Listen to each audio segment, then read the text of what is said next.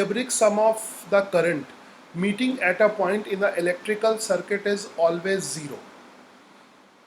इसको हम बिना समझे हुए यूज करते आए हैं, कुछ भी इसमें स्पेशल नहीं है, बस अभी रूल्स के फॉर्म में बोल दिया गया है, तो nothing special. Okay, so statement तो पढ़ लिया. Just draw a circuit like this. ऐसे सर्किट हमने डिस्कस ही किए हैं. और करंट हमें पता ही है, करंट फ्लो करती है हर एक सर्किट में. तो यहाँ पर सिंगल वायर है तब तो ऐसे करंट फ्लो करेगी, पॉजिटिव से करंट निकलेगी और यहाँ पर आ जाएगी, है ना. तो ऐसे एक लूप में करंट फ्लो करेगी. अगर हम एक और वायर ले लें, एक और वायर ले लें और ऐसे कनेक्ट कर दें, तो यहाँ पर दो लूप बन गए. एक लूप ये हो गया और एक लूप ये हो गया, है ना. इसको कहते हैं वैसे मैश कहते हैं. ये एक मैश ऐसे हो गया, एक मैश ऐसे हो गया. ठीक है. लूप इसमें तीन है. लूप, एक लूप ये हो गया, एक लूप ये हो गया और एक लूप ये ऐसे हो गया. चलो मैश और लूप की बात हम बाद में करेंगे, फिलहाल तो मैश और लूप की बात हम करेंगे किरचॉफ वोल्टेज लॉ में. मगर समझ लो यहाँ पर जो बॉक्सेस होते हैं उसको मैश कहते हैं. ये बॉक्स, एक बॉक्स ये बना है, ये बॉक्स ऐसे बना है. मतलब you can say circuit analysis की लैंग्वेज में इसको मैश कहते हैं.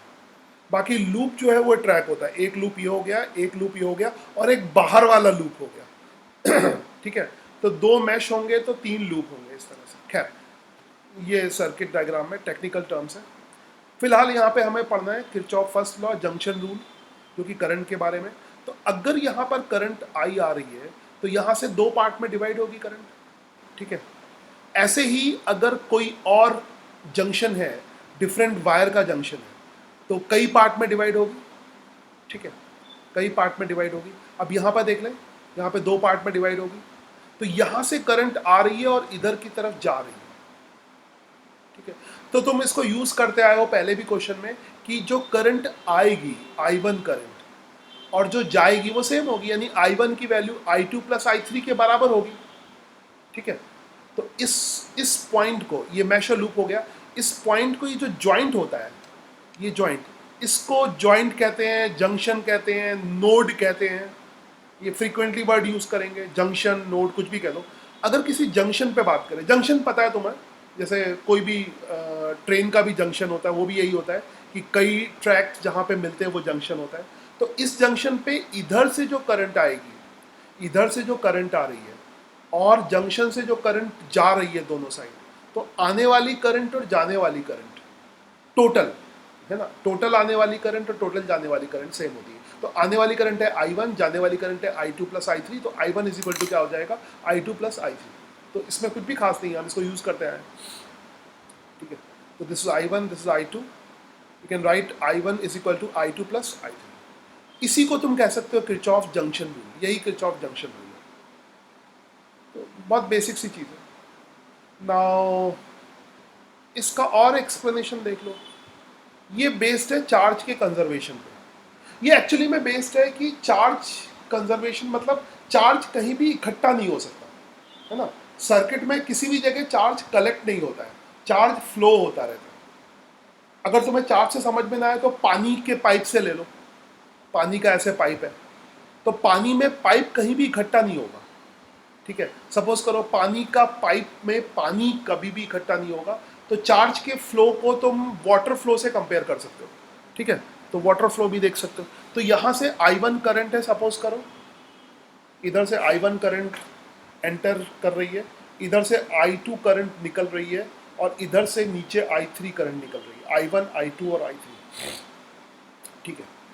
तो करंट का मतलब क्या होता है, flow of charge. So T time अगर हम ले लें, टी टाइम में चार्ज कितना फ्लो किया, Q1 अपॉन टी. वैसे चार्ज तो करंट के अपोजिट फ्लो करते हैं क्योंकि इलेक्ट्रॉन ही फ्लो करता है, पॉजिटिव चार्ज तो फ्लो नहीं करता. मगर फिलहाल समझने के लिए, है ना, एक इमेजिनरी पॉजिटिव चार्ज का फ्लो ले सकते हैं.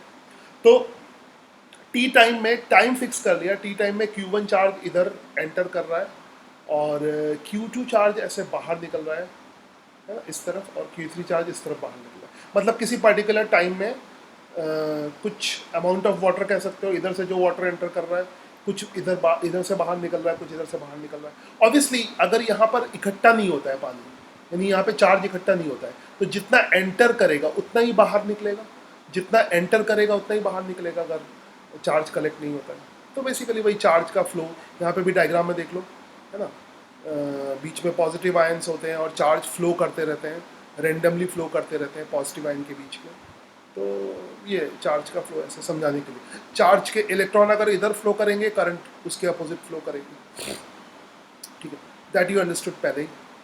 सो यहाँ से चार्ज का कलेक्शन अगर नहीं होगा तो एंटर करने वाली करंट और बाहर एंटर करने वाला चार्ज और बाहर निकलने वाला चार्ज सेम होगा।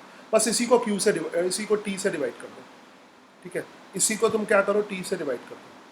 तो I1 की value Q1 upon T, I2 की value Q2 upon T, I3 की value Q3 upon T.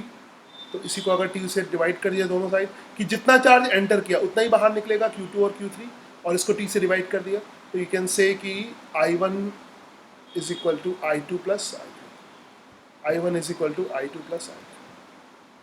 I think you got it, हाँ। So this is the explanation of Kirchhoff junction rule.